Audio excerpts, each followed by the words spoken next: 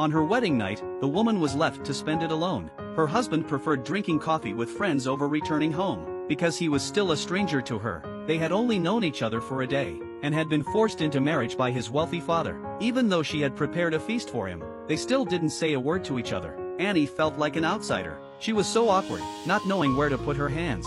She tried hard to be a good wife, knowing her husband liked coffee, so she made him a cup with care, but Al didn't appreciate it at all. He said, "No matter what you do, I will never acknowledge you as my wife." Al didn't want to stay with his wife. As he was about to leave, he found Annie had prepared clothes and a tie for him. Al didn't wear them. He called Annie over and warned her, "Don't ever touch my clothes again." Al believed that Annie married him with ulterior motives. The more Annie acted like a wife, the more certain he became of his thoughts. Confused, Al went to the beach with a friend to clear his mind. He boasted to his friend that within 3 months, he would make his wife ask for a divorce. As they were about to leave, they bumped into an inconsiderate guy. The man started yelling. Al didn't waste words. He punched the man immediately, and ended up in the police station. The man refused to settle privately, and insisted on suing Al. Al panicked. He didn't want his father to know.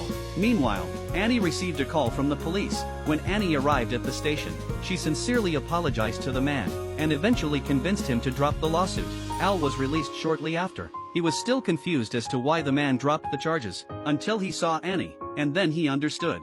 Al asked Annie why she did that. Annie replied, "I just did what a wife should do." This left Al even more confused. Why was this woman being so good to him? That night, Al slept on the couch. Annie thoughtfully covered him with a blanket. When Annie left, Al suddenly woke up. It turned out he had been pretending to sleep, because what happened that night had shaken his thoughts. The kinder Annie was to him, the more Al pushed her away. It wasn't because he disliked her, but because he didn't want to admit that his father's decision was right. Although he didn't want to admit it, his view of Annie was slowly changing. That day, his parents-in-law finally returned from their trip. As soon as the old lady returned, she shot Annie a dirty look, warning Annie that her good days were over. Sure enough, that day, while the house was empty, the old lady started to stir trouble. She pulled Annie and tried to kick her out of the house, and threw Annie's luggage outside. Annie didn't speak. She quietly picked up her things. She could have left right then, but Annie remembered the promise she made to her father-in-law. Annie walked back to the house, resolute. The old lady looked at her, stunned, and reached out to punish this insolent daughter-in-law, but her move was blocked by Annie. Annie then returned to her room, locked the door. The old lady kept knocking. Annie was terrified. At that moment, she had no one to rely on. Seeing her daughter-in-law so bold, the old lady ordered the maid to get the spare key. The door was opened. The old lady was furious. She yelled, "You country bumpkin, poor daughter-in-law, trying to rebel? Get out of this house right now, or don't blame me for being rude." Annie said, "You can't treat me like this, even if you don't like me. It doesn't change the fact that I'm your daughter-in-law." The old lady replied, "I've never acknowledged you as my daughter-in-law."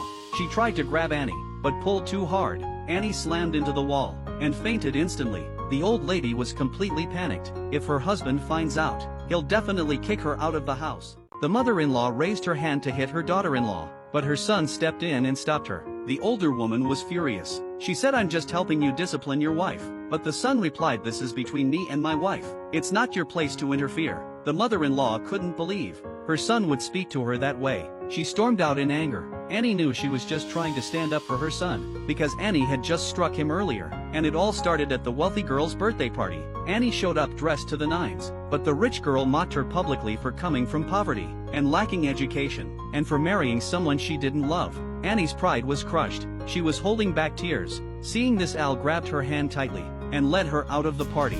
Back home, Al tried to talk to Annie, but Annie wasn't in the mood to chat at all. Growing frustrated, Al shouted, "You're married into this family now, so let go of that pride." All the frustration Annie had held in suddenly burst out. Al then realized he'd gone too far with his words, but the mother-in-law didn't care about the context. She just wanted to teach this defiant daughter-in-law a lesson. Thankfully, Al held her back. The angry mother-in-law stormed off, only to get a call from Debiao. Debiao said, "Transfer 5 million to me now, or I'll spill everything about how you paid me to ruin your daughter-in-law's name." But this time the mother-in-law refused. She warned, "If you come near me again, I'll call the police." Debiao was furious. He vowed to make her pay. That day, the rich girl was driving the mother-in-law to a club, when a car cut them off. Debiao showed up with a weapon and took the mother-in-law. Annie happened to witness the whole thing. Without thinking, she rushed in to help her. The mother-in-law escaped safely, but Annie was taken by Dibiao instead. The rich girl wanted to call the police, but the mother-in-law stopped her. She insisted that if the police got involved, their secret would be exposed. She couldn't let her husband and son find out. Back at home, the mother-in-law received another call from Dibiao. He demanded 10 million within 3 hours, or she'd never see that woman again. Al happened to overhear the call. He asked what was going on. The mother-in-law realized she couldn't hide it anymore, so she confessed. Al didn't hesitate and rushed to save Annie. The mother-in-law tried to stop him, but Al wasn't about to listen.